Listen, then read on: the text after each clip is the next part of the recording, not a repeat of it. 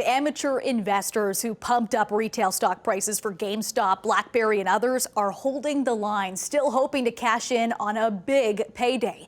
Meanwhile, financial experts believe the only way for them to go is down. Dale Manucdoc has the latest. GameStop stock won't stop going up. GameStop stock has gone up in the last 2.5 weeks, 1,000%. Marvin Ryder with the DeGroote School of Business says Reddit users manipulated the stock price, and while they may think it's a win, it's a victory. We beat Wall Street. He believes they'll end up losing, just like the Wall Street traders they sought to hurt.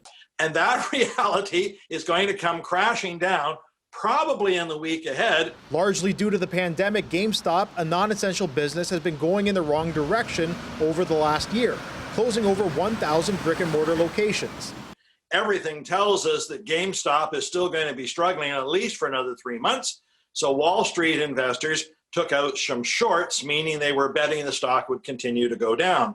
But online investors, many who are avid gamers, rallied to raise the stock while sticking it to traditional investors. Whether or not they've actually taught experienced traders a lesson is yet to be determined. But according to Richardson Wealth portfolio manager Chris Curlow, the market phenomenon is gripping participants from retail to institutional professionals alike. Some smart young traders out there that are trying to show the Wall Street, Bay Street professionals like me that they're here to play, and they made their mark. It's not gone unnoticed. He's one of the 5 million plus new members of the Reddit group Wall Street Bets, the online community that drove up GameStop's value.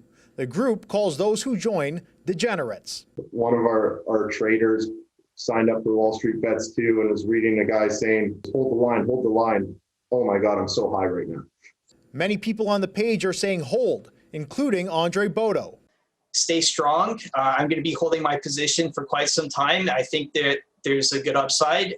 I like the stock, and that's not financial advice. Bodo isn't the regular amateur investor. He's a Laurier student with 1 master's degree already in the bank and is completing 2 more, one in business administration and another in finance. I want to also capitalize on any momentum profits that will that could be realized from all the hype that's been created about the name.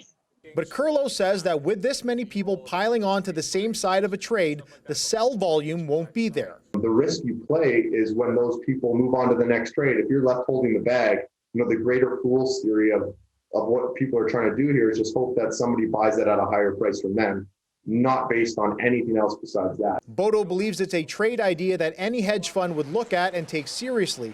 Any profits he potentially makes, he intends to donate. Now, all three I spoke to weren't convinced that what we've seen over the last week represents a permanent shift in how markets operate. Ryder is curious whether there was someone using Reddit to manipulate the stock market for their own gain by revving up the online amateur investors, and that's why investigations by the SEC and other regulatory authorities will be important going forward. Nicole?